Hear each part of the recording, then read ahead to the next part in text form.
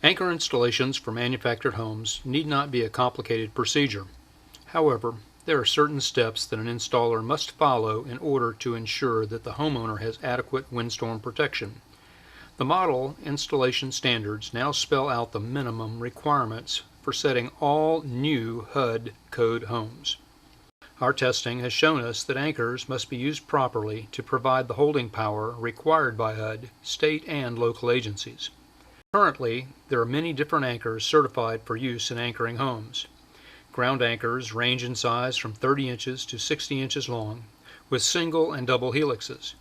The helixes are 4-inch to 8-inch in diameter, plus there are several specialty anchors for rock, asphalt, and concrete applications.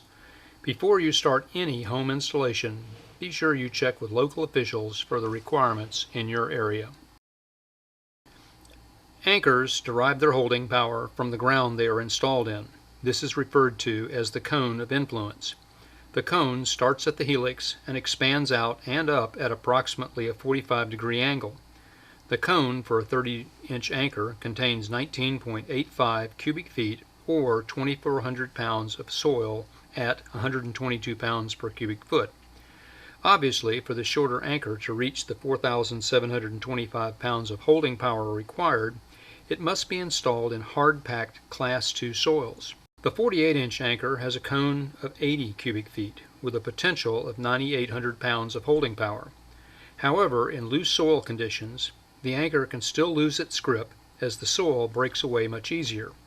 In all our travels, the most common installation error we see is the use of smaller anchors in medium to loose soils that require a larger and longer anchor.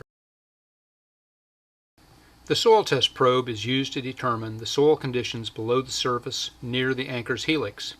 Using the soil test probe will ensure maximum anchor holding strength by indicating the proper anchor model for each soil condition. The test should be conducted in the same general area that you plan to set your home. Warning: before any ground anchor installation, always determine that the anchor locations around the home will not be close to any underground electrical cables, water lines, sewer piping, or gas lines. Failure to determine location of electrical cables may result in serious injury and fines. Begin by placing the probe tip into the ground where you intend to place the anchor. The tie-down drive machine adapter head has a socket inside that can slide on top of the soil probe for easy installation.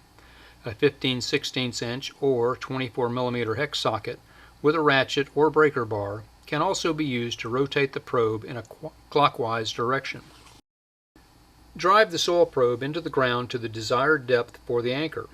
The probe has colored markings at different lengths to determine the depth. Once the probe is at the desired depth, place wrench adapter onto torque wrench and insert hex portion of wrench adapter onto earth probe.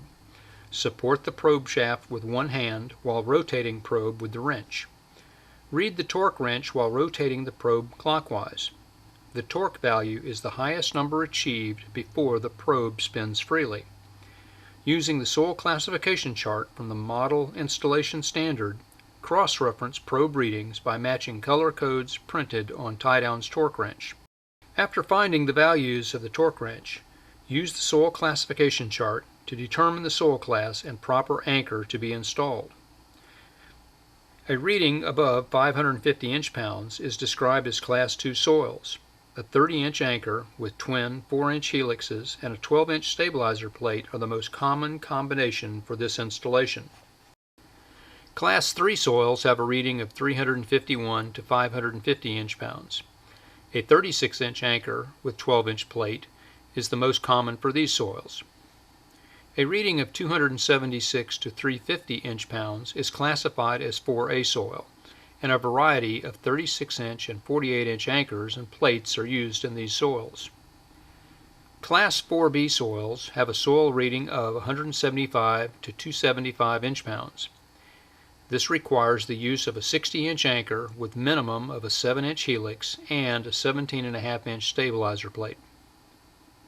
Remember that when readings fall below these values, a professional engineer should be consulted before any installation begins. Proper anchor installation.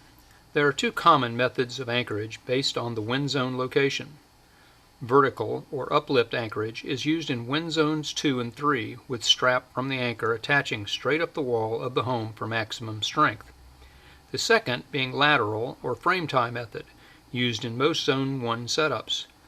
These straps are installed at an angle requiring the use of a stabilizer to be effective. The 45-degree or inline method is commonly thought to be the strongest of the frame tie installation methods. However, two conditions must be met to provide the holding power required. First, the anchor must be in line with the strap being installed and attached to the home. That is, the helix is directed away from the home, and this usually requires that the anchor be installed before setting the home. The second condition is the use of an anchor longer than the soil test probe chart has indicated for this installation. When the anchor is set at a 45-degree angle, it loses part of the cone of influence used to hold the anchor. A common error in anchor installation is leaving the anchor head above the ground level. Tests have shown that the anchor will fail at less than 700 pounds of side load. When tension is applied, the rod simply bends over, causing the home to fall off the foundation. An anchor is never to be left in this position. Even with the anchor head installed flush with the ground, the anchor cannot provide adequate holding power. While the helix will do its job of holding the bottom of the anchor in place, the rod will knife through the soil or bend as tension is applied. Anchors require some form of stabilization to be effective. Using a stabilizer plate does not add to the holding power if the anchor is left above ground level. The rod has room to bend over the plate, allowing failure in the system. The proper way to install an anchor is with the stabilizer plate and the anchor head flush with the ground level. We will cover this in greater detail in a few minutes. While we are discussing ground anchors, it should be pointed out that the cross-drive or rock anchors are not designed for hard soil or rocky conditions. These anchors are designed for use in solid rock. When used in hard or rocky soils, the rods will bend with less than 700 pounds of side load or 1,000 pounds of direct load, a far cry from the 4,725 pounds of holding power required. As discussed earlier, frame tie anchors must be stabilized to keep them from bending or knifing through the soil, or installed in line with sufficient length to hold 4,725 pounds.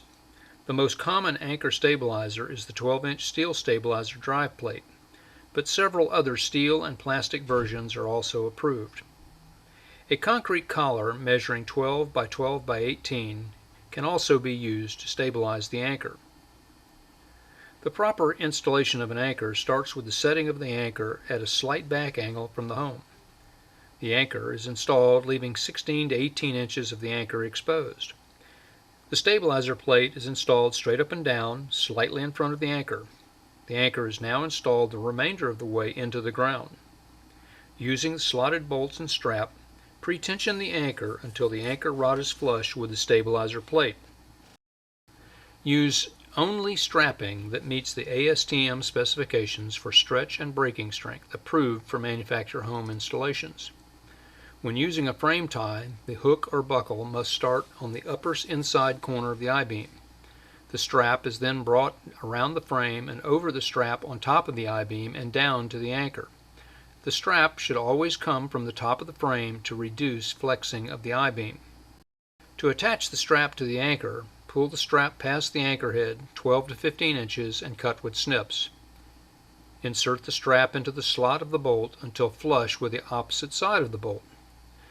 Using a 15/16 or 24 mm ratchet, wind the strap around the bolt a minimum of 4 to 5 turns to adequately tension the strap. Continue tightening until the anchor head is flush with the stabilizer plate. This gives the system the proper pre-tensioning required for holding power. A side load of 700 pounds on a home directs a vectored load of 1,000 pounds on the strap and anchor when installed at a 45-degree angle. As the angle increases, so does the force on the strap and the anchor. At 53 degrees, a 700-pound side load translates to over 1,100 pounds, and when installed at 60 degrees, the direct load doubles. This increased vectored force is the reason we recommend that you stay at a 55-degree or less angle with the strap installation and when the angle exceeds 45 degrees, an additional frame strap must be attached to the opposite I-beam. In this animation, the wind applies side load pressure to the left side of the home. The anchor on the left, or windward side, does all the work, and the strap on the right side of the home goes slack. When any of the installation guidelines are not followed, the home is put at risk of sliding off the foundation piers and causing severe damage to the home. When the anchor moves more than the 3 inches, the blocks will tilt and slide apart. Testing done at Tie Down Engineering shows there is tilting of blocks prior to sliding apart.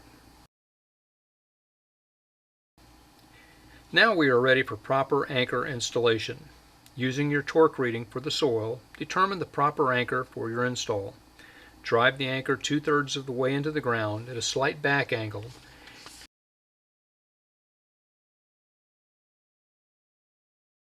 and install the stabilizer plate straight up and down approximately 6 inches in front of the anchor.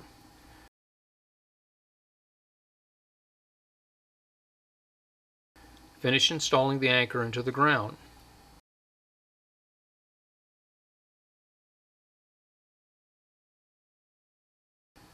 The new standards require that when installing strap, it must be protected at sharp corners by use of radius clips or other means.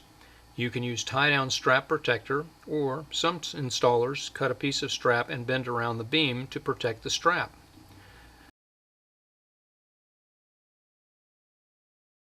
Install the strap starting on the inside upper lip of the I-beam and rotate around the beam back over and the top and down to the anchor.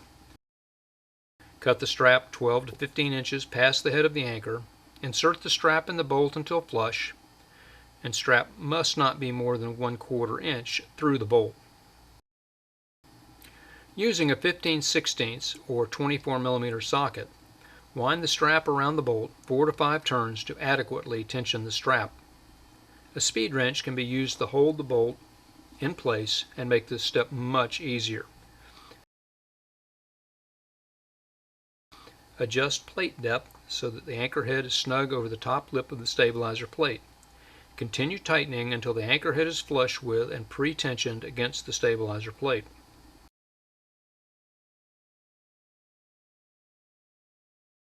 Another change in the standards is the longitudinal stabilization.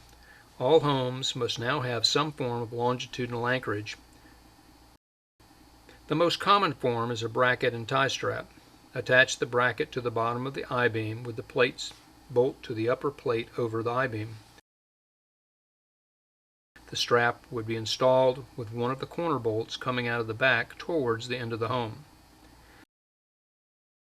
thus giving lateral and longitudinal stabilization for your home. Remember to check with your state and local laws or codes before installing any anchor or foundation system. For further information on anchor test or products, contact Tie Down Engineering at 1-800-241-1806.